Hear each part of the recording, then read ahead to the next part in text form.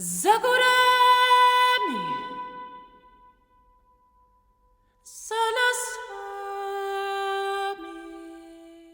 Hi there and welcome to the ECM podcast. I'm Friedrich Kunzmann and I'm happy to be hosting this newest episode of the podcast and take you behind the scenes of new music on ECM Records.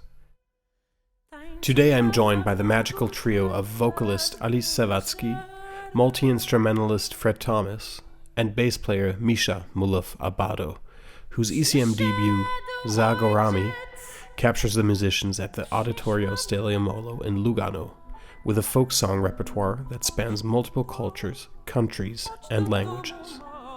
It's a unique offering with a rare richness of colors. The three of them talk about the meaning of the Polish term Za Górami, the emotional impact of Ladino songs, how the three came together and where they meet in music, as well as about the recording session in Lugano, and more.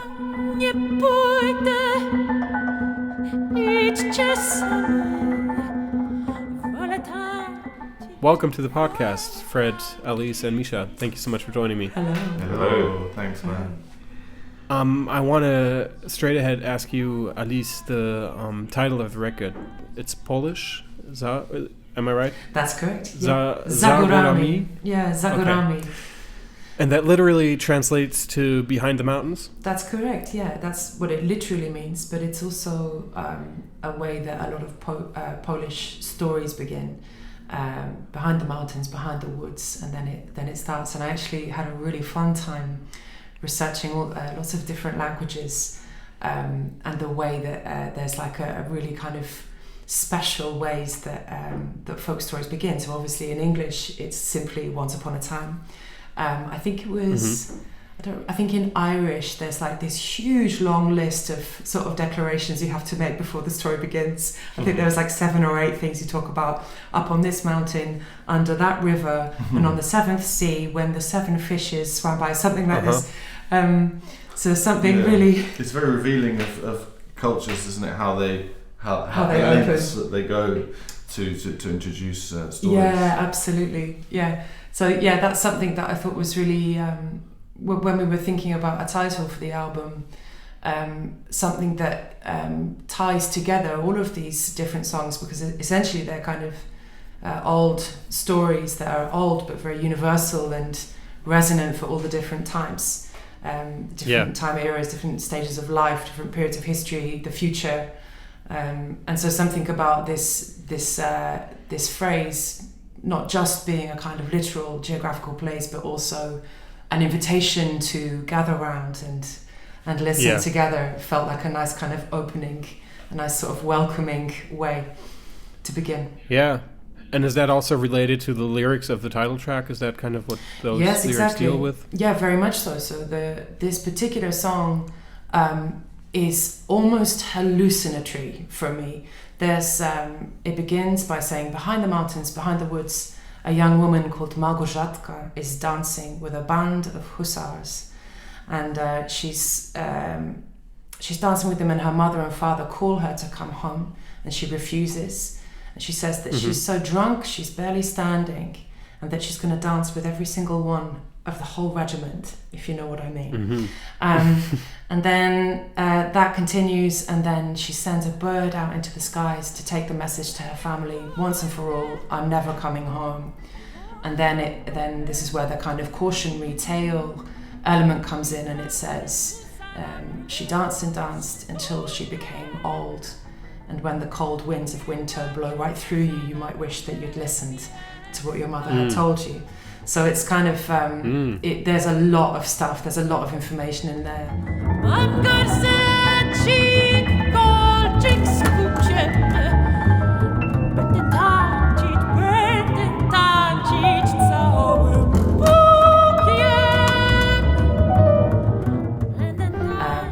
But very much this, whenever I sing it, I'm always visualizing a kind of aerial view of a mountain range. You know when you see these films that are filmed by a drone or something, and you get this this scene, and you see Małgorzatka dancing with all these soldiers, and all these hotties. All these hotties, yeah, hopefully, for her sake, yeah. If she's going to get old doing it, then let's hope she's having a good time. Absolutely. But, so it's you almost changed the lyrics of the last verse, didn't you?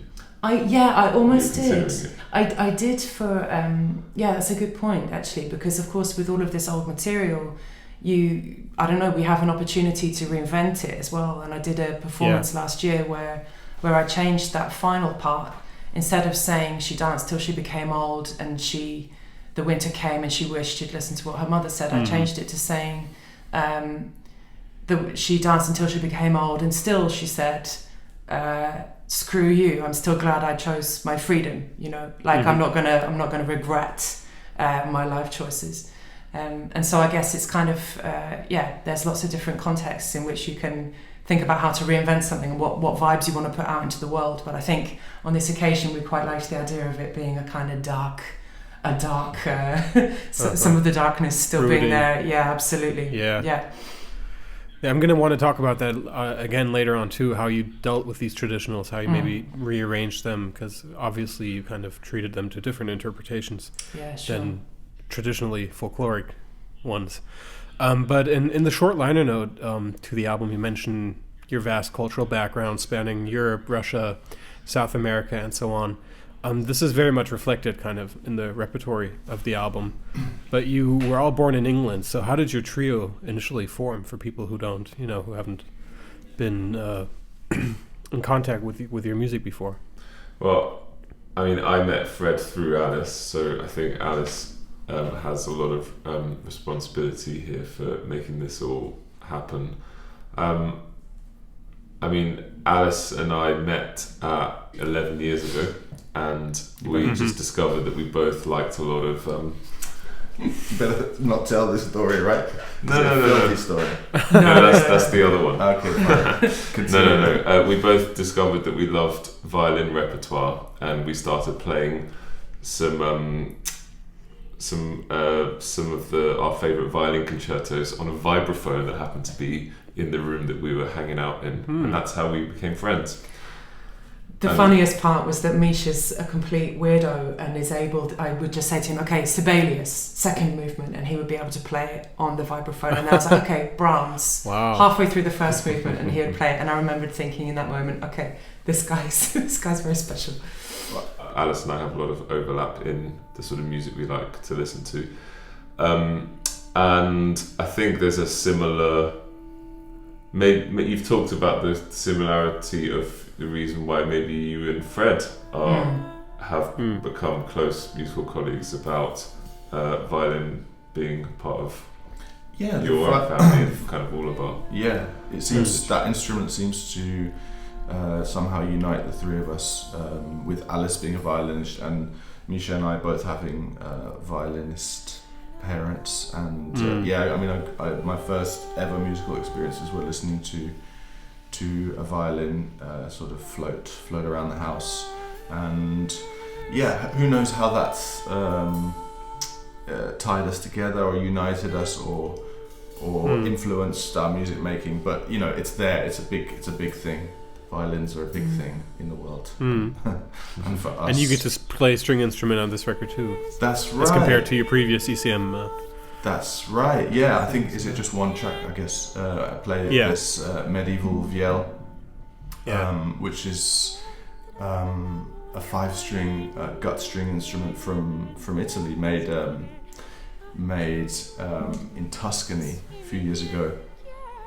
And it's fretted, and I'm totally in love with this instrument. It was introduced to me by my dear friend Kees Bucher, who lent it to me, and in the last few years I guess I've managed to find a way to interact again with bowed string instruments in a really meaningful way to me, playing older instruments like the viol or the viola da gamba, because having such a big violin presence in when I was really young kind of put me off playing those instruments a little bit to a certain extent, and that's why I went more towards the piano and other things. And so now you're rediscovering it a bit. Yeah, I found a way to play those instruments which I'm really enjoying, and it was so nice to come up with a kind of very loose arrangement for this song, this traditional Ladino song, Los Bilbilicos, on the album. Yeah. That we recorded it with viol, double bass, and a little bit of violin, right? And of course it has voice. a beautiful sound. That's you, Alice, on violin. That's right, yeah.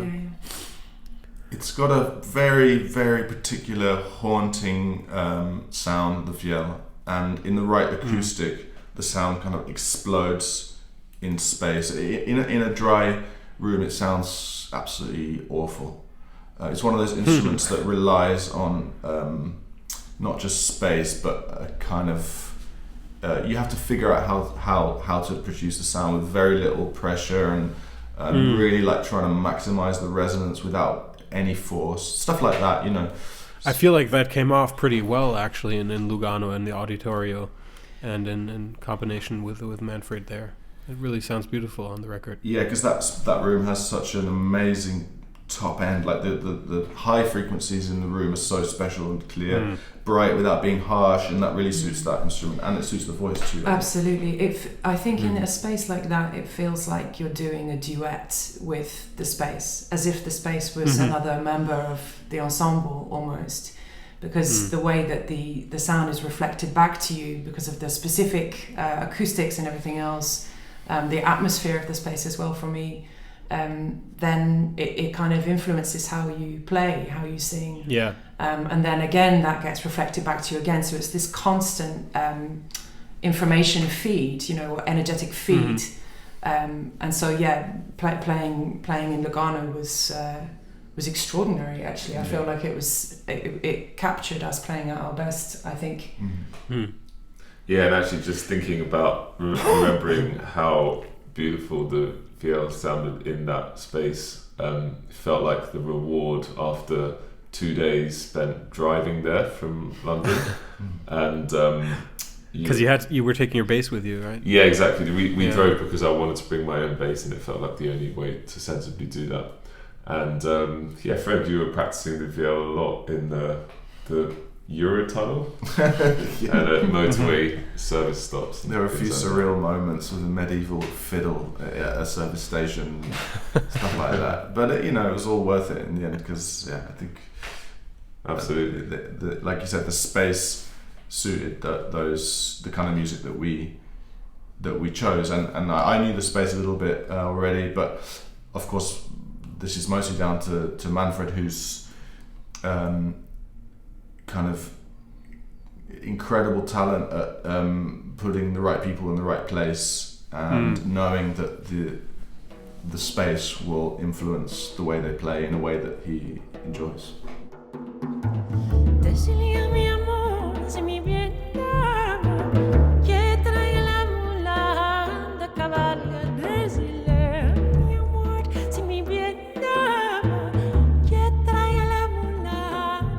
The program comprises originals and traditionals, which are inspired by and gathered from places as disparate as Argentina and Poland, France and Venezuela, plus melodies from Sephardic culture. But musically, it really gels. I thought that was something that really, to me, it's mystifying, kind of how holistic and coherent and homogenic it sounds. How did you approach the music to make it feel that way? Did you gather the material together all at once, like thinking what program is going to make sense together, or how did that process look like? I think it was a very long process.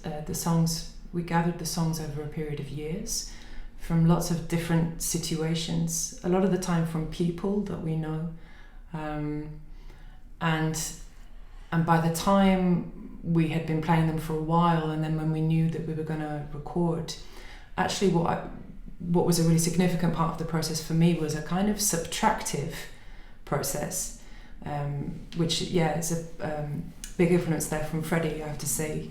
But I think we're all interested in how to make an album feel like an experience from start to finish, that the listener can go into a particular world or realm, and that whilst there should be variation and a journey, it also needs to feel like there's a kind of safety and a kind of embrace of like a particular place, a particular sonic place or aesthetic place, so that it feels like a homogeneous expression as opposed to a sort of compilation. And I think we were all really invested in that idea. So whilst maintaining the individuality and the kind of the essence of each song, we didn't want to kind of remove anything that was really vital like that. But it was also a way of reducing extraneous noise, reducing too many notes, reducing sort of unnecessary variation. So in a way, it was like, it's really nice because I think a lot of the time, I don't know, like with certain art forms, with music, especially if you're a working musician, a lot of the emphasis is about adding to your skills, adding to your repertoire, adding to the things that you can do to be really as versatile as possible. And I think what I really... Like being a multi-instrumentalist or something, exactly. like Fred Thomas or something. Like someone like Fred Thomas. And like, so being able to be part of a process which was kind of in the other direction, right? Like once we'd gathered our flavors and our information, the songs, the messages and everything, then it's like, how do we make this into a really cohesive experience? 43 minutes, 45 minutes, whatever it is. And that was deliberate, wasn't it? Very much so, yeah. We kind of made a point to speak about that quite early on, to like force ourselves to make an album that, despite having music derived from many cultures or whatever, we really, really wanted it to just be kind of, when you listen to it, it's one thing. Even though there are multiple instruments on there, it's like when someone listens to it, they go to a place and they stay in that place for an hour or so, and it's hopefully interesting once you're in that place, but it's not taking you on this taking you on a journey around. No, it's not eclectic at all. It doesn't sound eclectic, and my favorite albums that I listen to are always without fail like that, and so that was like a conscious decision some years ago that I made to try and make albums that have that quality. It's really really important, I think. And it's all the more impressive because you, as a vocalist too, you're very, I don't know if transmutable is the right word, but there's just a lot of different things. There's a lot of different things that you are able to do, trained in classical music, but also very soulful. You've experienced, you have a lot of experience in folk context, jazz context, whatever. And of course I read in your short biography that you grew up inspired by New Orleans soul. Yeah. And you took that pretty seriously from age 12 to 15. That's right. Did that initial exposure, kind of give you something on your way as a musician that you still feel today, and that is still represented in how you approach music today? I'm so glad you've asked me that, because I always loved the opportunity to evangelize about my mentor in those days, Lillian Boutet, who's a wonderful blues, trad jazz, gospel singer from New Orleans. And at the time she was living in Hamburg, and I met her when she came and did a workshop in my school. And I think at that point in my life, I was really lucky to be involved in lots of musical stuff going on in my hometown, at school, whatever. But it was kind of like the kind of stuff that you would expect in, central England at that time, in the 90s or whatever. And then she came into my school, and the force of her warmth, it like threw me against the wall. She came in, and music was no longer this formal, rigid practice, but it was something that involved the whole room. Everybody in the audience, whether it was to sing along or whether she was talking to people as individuals or loads of different things, and the fact that there was a social element with the music. So it's just jazz, right?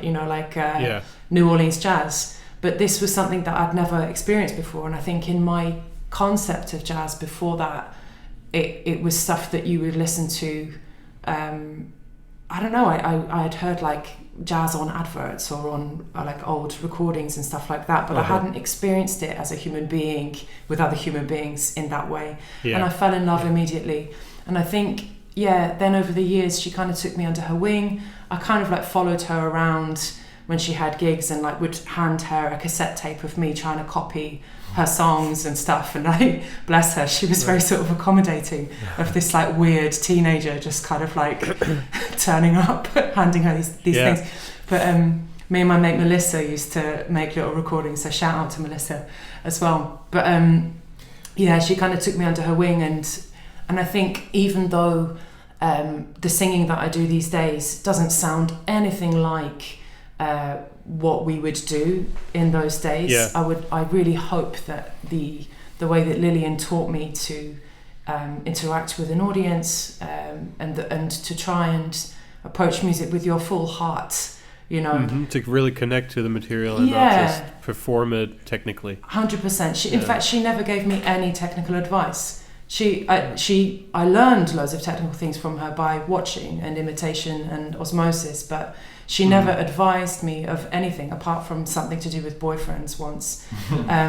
But like, you know, she never said, sing these notes, do it like this, don't do that, don't do that. It was just completely, you know, I learned how to be on the road with her. I learned how to be friends with the people in the band from her. All these like things that you can't quantize, that you can't pay to learn, that you can't read in a book.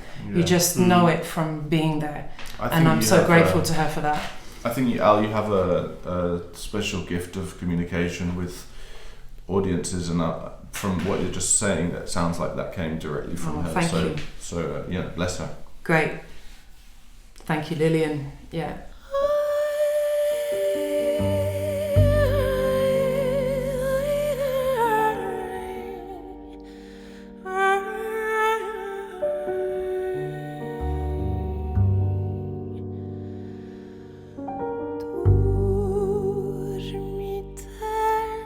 Back to you, Fred. There's a setting of James Joyce on the album that you arranged the music for that, or you wrote the music for it? Yeah, I wrote the music for it. Yes, some years ago, many years ago, actually. Yeah, the words are very melancholy, even bleak, depending on one's interpretation.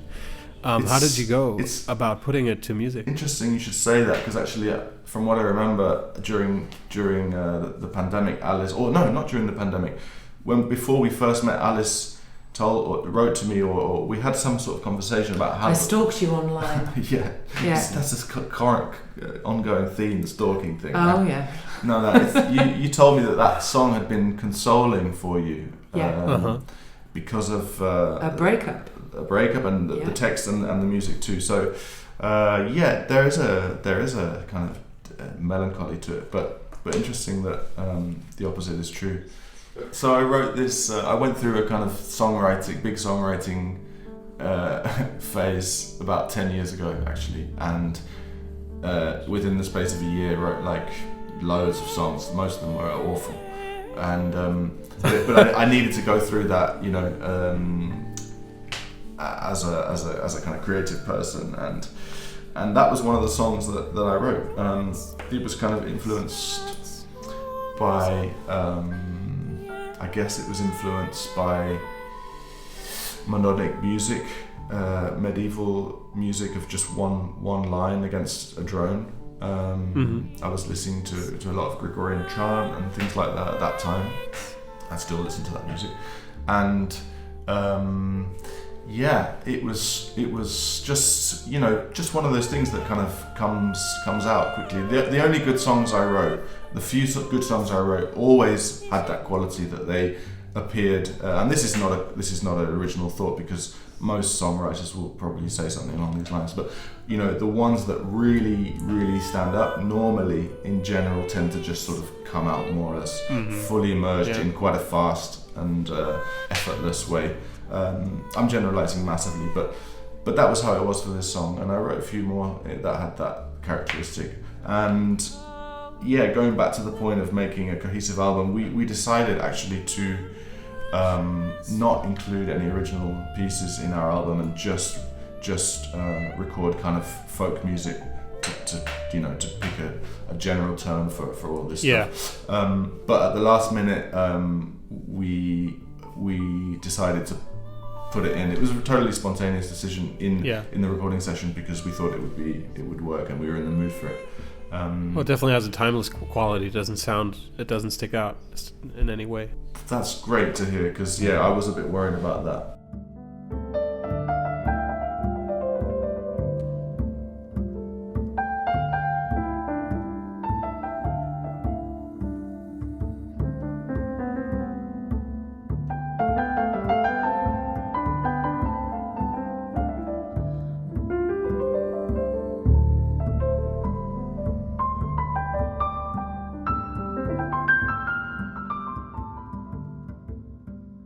What I wanted to get back to originally, we were talking about the fact that it's mostly traditionals, but your instrumentation, of course, for one thing, is unique. I assume that not assume, but you had to adapt a lot, the music, the melodies to your instruments, and kind of figure out the configuration of the lines to each other.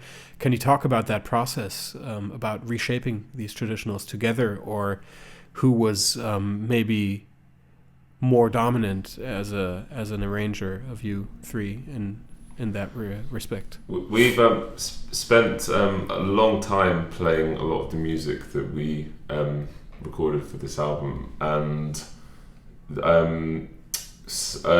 quite a few of the pieces we actually recorded for another album that ended up we didn't do anything with.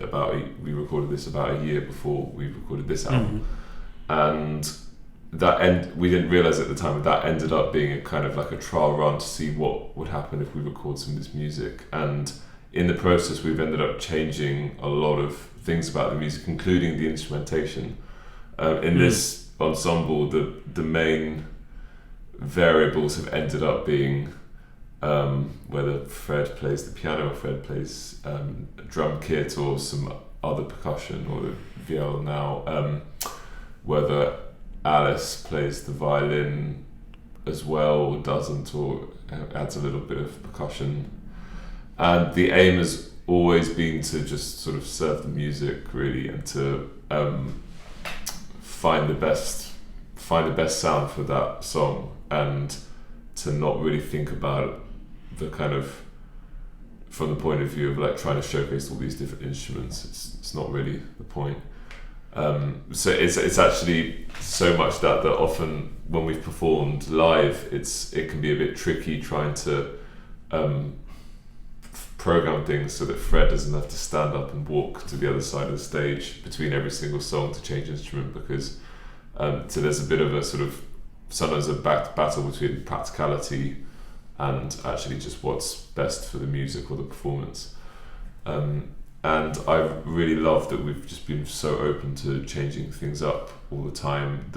The music, we have an extremely open way of communicating with each other. We've had many rehearsals where we've played something we think is the final ultimate way that we've been playing it for years, and then suddenly we'll just ditch it and try something else with it. And I think we all work together really well, and we're not in that way, and we're not afraid to be really honest with each other, even if we have little mini arguments in rehearsals. It's all worth it in the end. So when you arrived in Lugano, you were already you had a pretty good idea of how you were going to perform those songs. But was that process, was there still shifting ongoing in the studio and in collaboration with Manfred, maybe there in the studio with you? Yeah. Did things still change? Manfred pushed us. It's like, I think with some pieces, I think it was, they were done in 1 or 2 takes and that was that. And then there were other moments where he really pushed us to find something else. And I think the result of that is that there's moments of kind of like this, like the excitement of something really unfolding in a truly improvised way. I mean, the way that I feel when we play together is some things are kind of fixed and some things are quite open, and I think the openness actually comes ironically from the fact, from a kind of like the fact that we know the repertoire, the three of us, so incredibly well. I feel, you know, these guys could probably sing the thing I sing. I would be able to play a basic, you know, I know what the harmony is. Misha would be able to, you know, play the rhythms. We're very. Think you'd want to hear me try and sing some of the stuff that you sing. I'm sure you'd be lovely, Misha. But I think we're really intimately acquainted. I feel with what each other is doing, and really intimately acquainted with the structure, the skeleton of the song. And I think from that really sort of deep familiarity actually comes the freedom of something. You know, sometimes you have freedom because that's your only option, because you actually don't really know what's going on, you know. And so you have to just kind of vibe with something. But I think with this, and here you have the freedom because you know it's so well. Exactly, that's exactly it. And so that's something that I really value in this situation. I think we prepared very carefully because, you know, it was 2 days in the recording session to record a lot of material. So I think we were very prepared and very careful to make sure that we had an idea of how, you know, the important elements that we wanted to make sure happened. But then I think, part of that process was Manfred being like, okay, now try this completely differently. Like the parameters completely changed. And I think that actually gives like a really special energy to a couple of the pieces that we were doing in particular. So it's a kind of mixture, but I think coming from this place of familiarity means that it still keeps that kind of cohesive whole. I think it's worth saying also for people, listeners who aren't so familiar with like the workings of, you know, how music gets put together.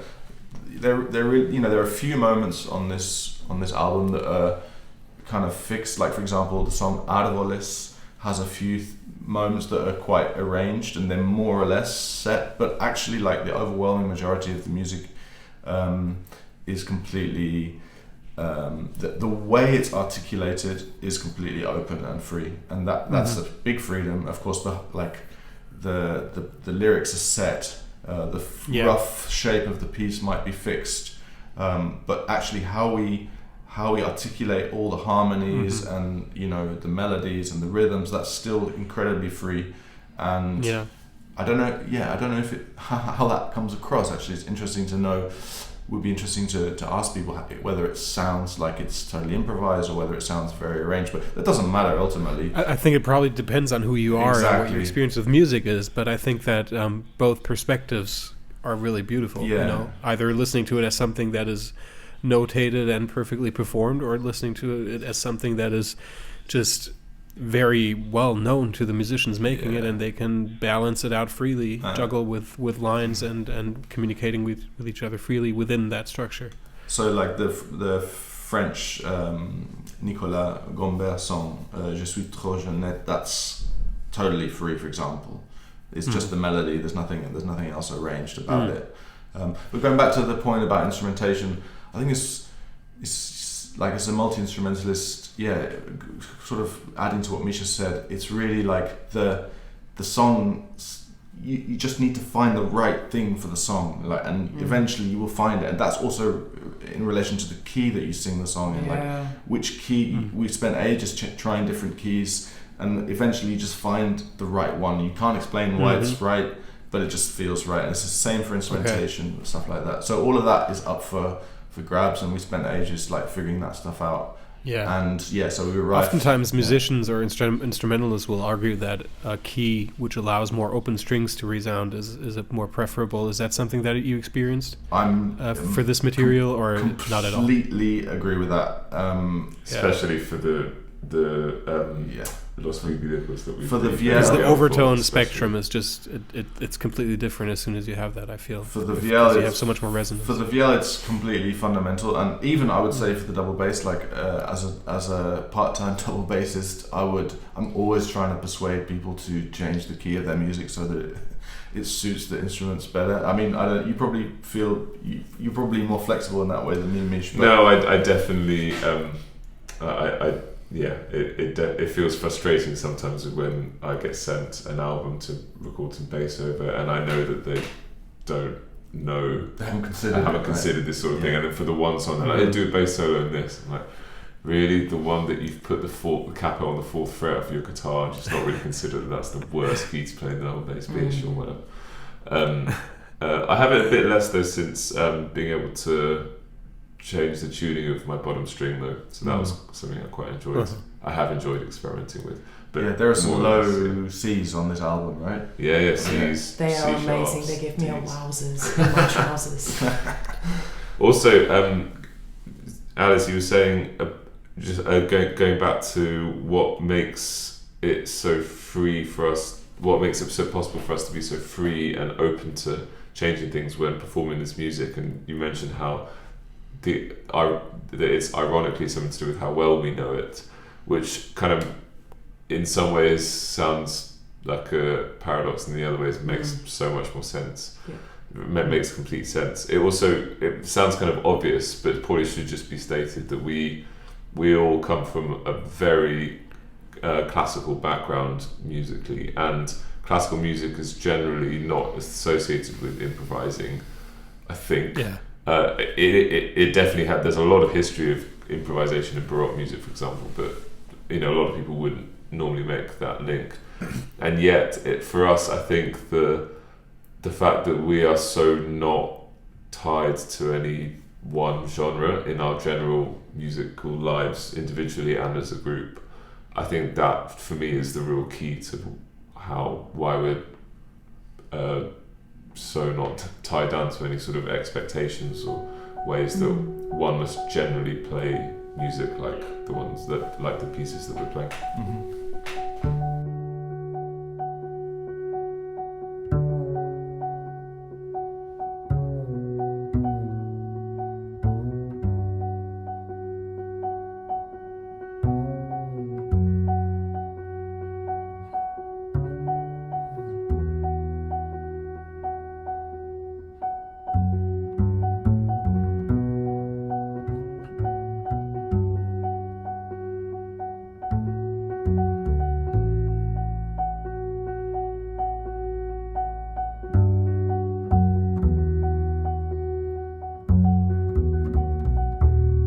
When you were, I can't remember who started talking about the being bilingual and having some of the lyrics of the songs sort of mean something really special to you. Fred. It sort of reminds me about how I definitely could not class myself as bilingual. However, I do speak a bit of Russian, and Za Górami, the title track, in Polish, there are a lot of similarities between the two languages, enough that I really recognise a lot of the words, and I really sort of get the feeling of the story, coupled with hearing you talk about the song Alice when we perform it and when we've rehearsed it. And it really reminds me of how I used to hear a lot of Russian fairy tales. I don't even know if you'd call them fairy tales, like old stories. Would be read them in books as kids, or I'd seen loads of film adaptations, cartoons.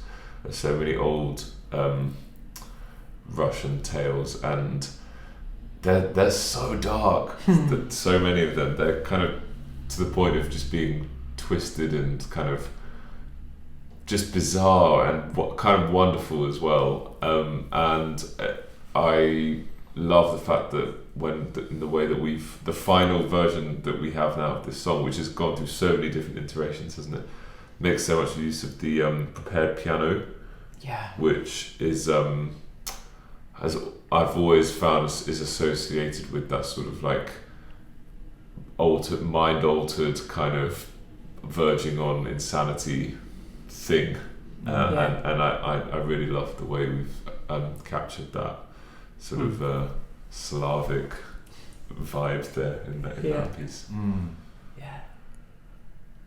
It with the prepared piano, it's so amazing how just with one instrument you can evoke all of these things that anybody could, I'd be super interested to hear what people associate the sounds with. So it's not even necessarily to do with with the melodies or the improvisations themselves, but also just that the tone quality. There's a bit in Za Górami where it makes me think of the bells that cows wear around their necks, for example.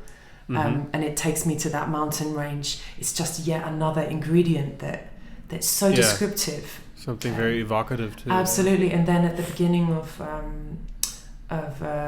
Je suis trop jeunette, where you what is it that you do? Where you hold the pedal down and you swish something. Oh yeah, you just depress the keys you want, and then you can kind of rub. That's the wrong word. Say swish.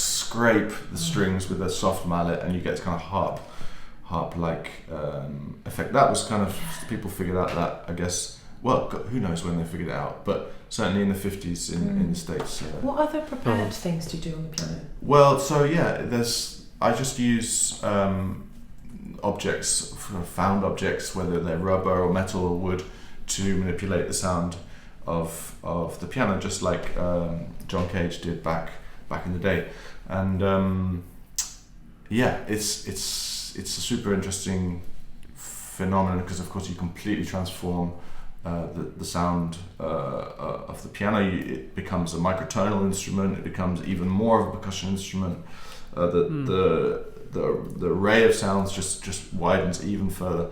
And in relation to that song, Za Górami, it's interesting that the kind of journey we went through to reach some final version. I guess one of the things that I'm really into is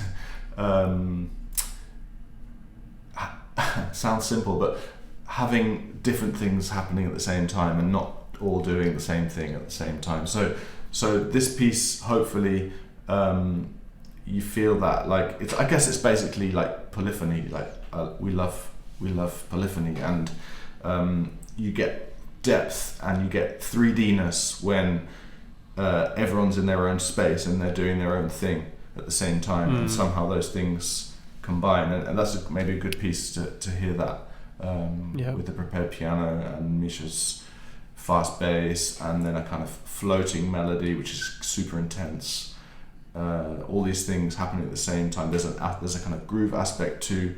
So I love music which combines multiple time dimensions, and that's a good one for that, I think.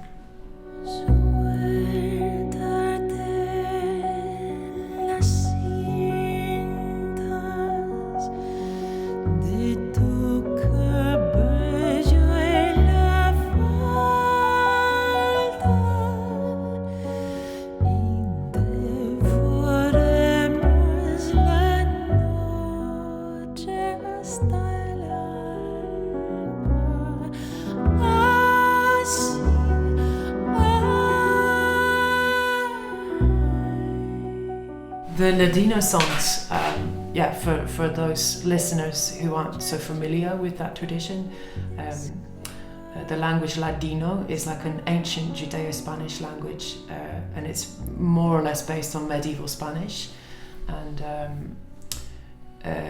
it's spoken by the Sephardic Jews, and in 1492 the Jews were expelled from Spain and Portugal around about then as part of the Inquisition, and that was when a lot of Sephardic communities then created a diaspora in the Mediterranean, the Levant, South America, lots of places. And the language itself is now not widely spoken, but a huge amount of the cultural information and a lot of the music is carefully preserved, and is a really deep well of information about lots of things. And yeah, I think I sort of first became acquainted with Sephardic songs, I guess about 15 years ago now. I was working with some people who were playing a lot of that music, and I was immediately really struck by the poetry of the lyrics, and also the fact that these songs were, obviously that it's not a monolith, and there's a lot of different aspects that get picked up. It's covering a huge geographical span as well. But there's a kind of theme that I find in all of my explorations of this repertoire, which is that the lyrics can often be very juicy. They're often sung by women. They're sometimes codified as well, and that there's also often a sort of abstraction to the lyrics, a lot of metaphor, a lot of imagery that for me, just personally in my experience of like when I allow myself to just be swept into the world that these words create, they become an amazing vehicle for one's emotions, because in a way, even though a lot of the lyrics are codified, like certain, I was speaking to a scholar on this, and there's things to do with sexuality, secrecy, things that are to do with the generations, all of this stuff that's codified with things like water and bread and the sunrise and all of these different poetic things. Whether you know that or not, and especially if you don't know that, I would say, these songs can kind of become a vehicle for whatever it is the listener needs to feel. And I suppose goes back to this thing that we all know, which is why it's so annoying, sometimes when someone says, "Oh, can you explain this poem?" Or "What's this song about?" And it's like, well, if I could say it in words, the song wouldn't exist and the poem wouldn't exist, because I would have been able to say it without that. But a lot of the time there are certain things that you can only say through poetry and through songs and through music. So, words are not our only language. And I would say that these Ladino songs for me, they somehow, I don't know why, I don't know how, but they connect to a part of me in a very deep way that I can't really verbalize elsewhere or otherwise.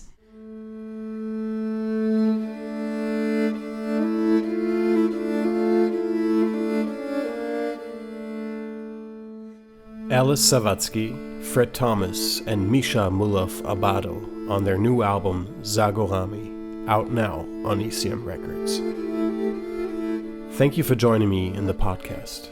I'm Friedrich Kunzmann, and I'm looking forward to share more new music with you very soon.